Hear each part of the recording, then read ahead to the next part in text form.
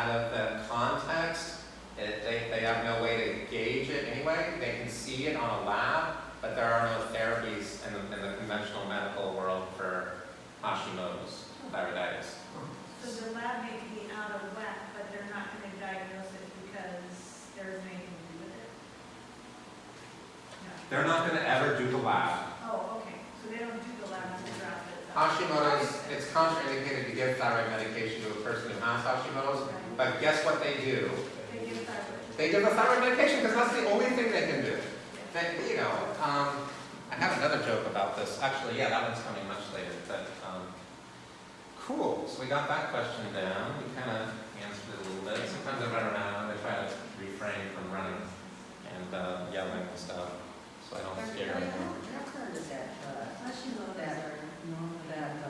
Very current. This is very current. That is. Yeah, in the last 2.5 years. So surprised how little diabetes type 1, how it's the smallest amount of cases. So women are affected more than men. Okay, because women need more iodine for their ovaries than men do. Men need more zinc.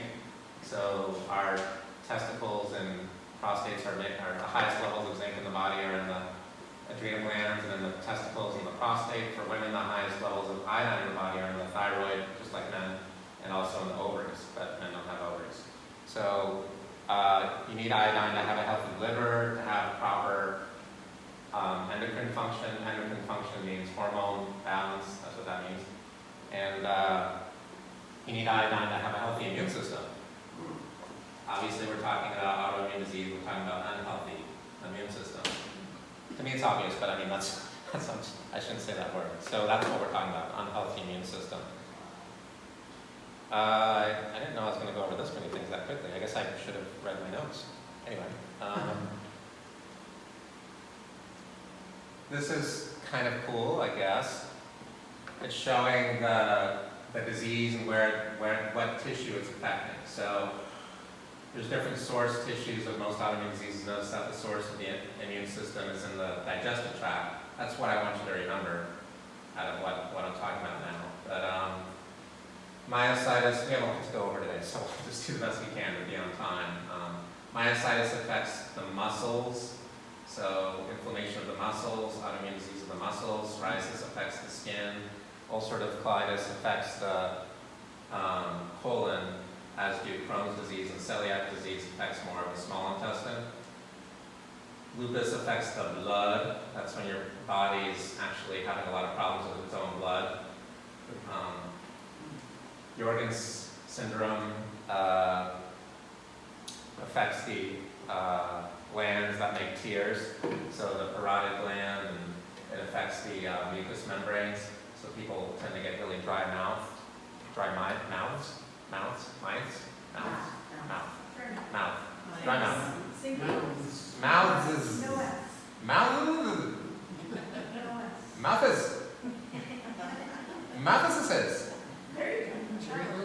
Okay, multiple sclerosis affects the myelin sheath. It's the thing that is protecting the spinal cord. It's actually just the cover of it. It's not even the pouch that holds it, which is called the dura. The dura mater, anyway, so it's not that, it's the actual protective thing, like the wiring, in the circuitry, you have like little plastic things so you don't get electrocuted. That's the myelin sheath, literally. Not literally, I mean figuratively. Anyway, you know what I'm talking about, okay? Let's keep going. Okay, alopecia affects the hair follicle. Graves' disease, Hashimoto's, thyroid. Diabetes, it's a couple things, but mainly the pancreas, to some extent the kidneys. Hepatitis is the inflammation of the liver. Psoriatic arthritis is a number of things. It's mainly the skin and the joints. So rheumatoid arthritis is not so much the skin, more so the joints. Limited cutaneous form of systemic sclerosis is what Crest syndrome is. See that? Yeah. It's a limited form of a skin disease. So where you're having all kinds of problems with really cold, you get Raynaud's syndrome, and you have a lot of different difficulties with your skin, and with your circulation, and with your muscles and your blood vessels. It's just a good thing that you and I don't have. No offense if you do when you're out here with the press. And we don't want, and what is that? First. These are all autoimmune diseases. This is one that affects multiple systems of the body. So muscles, skin, joints. It's just, so. Okay, good. So it can affect almost any tissue in the body. This is exactly like the last slide. Don't you agree this slide is much prettier? Yes. This is a lot easier to see. Absolutely. Okay. I'm just going to admire it for a minute. Did you make it? No, I didn't make it. This is from, I can't even remember the guy. Mark is his first doctor, Mark Hyman. He's a doctor that is really popular that is on the internet and stuff like that, TV. Yeah. Books. Good. Glad you like that slide. Okay. There are things that cause autoimmune disease. Look at that. Look at all those causes. Not causes. Between mouths and causes, I'm just having difficulties. But anyway, diet can affect your health, right? What you eat affects your health. How much stress you're under, how much sleep you get. It doesn't say sleep here, but medications have 70 side effects per medication. Not so much hormones, like bioidentical hormones will have less than 70, maybe 69, okay? But still, microorganisms like bacteria, which is a type of an infection. This is the new way to spell aging, so if you're wanting to update your vocabulary. Allergies, these are all things that will affect the gut. So gut imbalances are what cause autoimmune disease.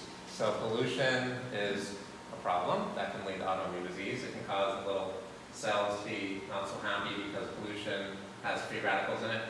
Free radicals are not from the 1960s. There are poisons and toxins that attach to hydrogen, and they make it an unstable hydrogen, basically, and oxygen.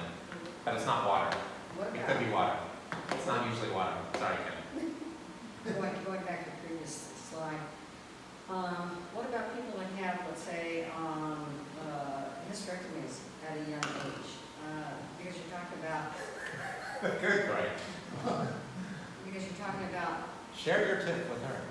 That'll give me. Sorry. all the things that possibly, I mean, it's like everything is a possible precursor to an autoimmune disorder. So we're gonna. If you take out an organ that does have in the ovaries, so you're taking out something that does have a function in the Right. body, and now you're not going to produce any estrogen, or I'm just naming that.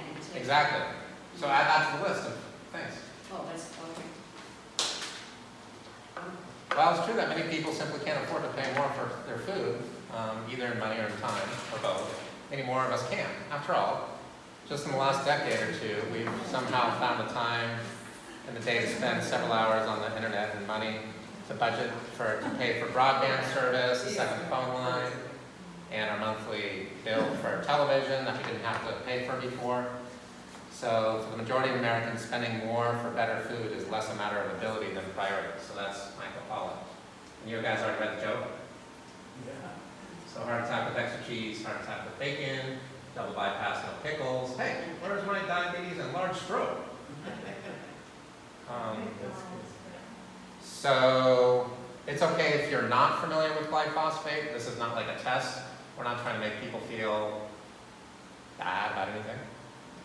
There was a time in the past when I did not know what glyphosate was. But anyway, it's patented as an antibiotic, which means it kills things. Anti means against, bios means life, so it kills living tissue and bacteria.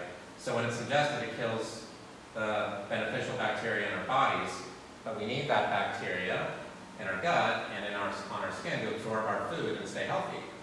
It was patented by the Monsanto Corporation and is found in most wheat products. They've also genetically modified a lot of the wheat. When it's genetically modified, it's genetically modified. That they put the glyphosate into the genetic coding of the new wheat, so that when you swallow it, it's still got the pesticides in it, and the pesticides are leached into your body after you have it in your mouth and swallow it. So And we're not talking about a little bit of pesticides, enough to kill anything that would go and attack the wheat while it was growing, right? This is a lot of pesticides. So people won't just get sick from this, they'll get the diseases we're talking about, yeah?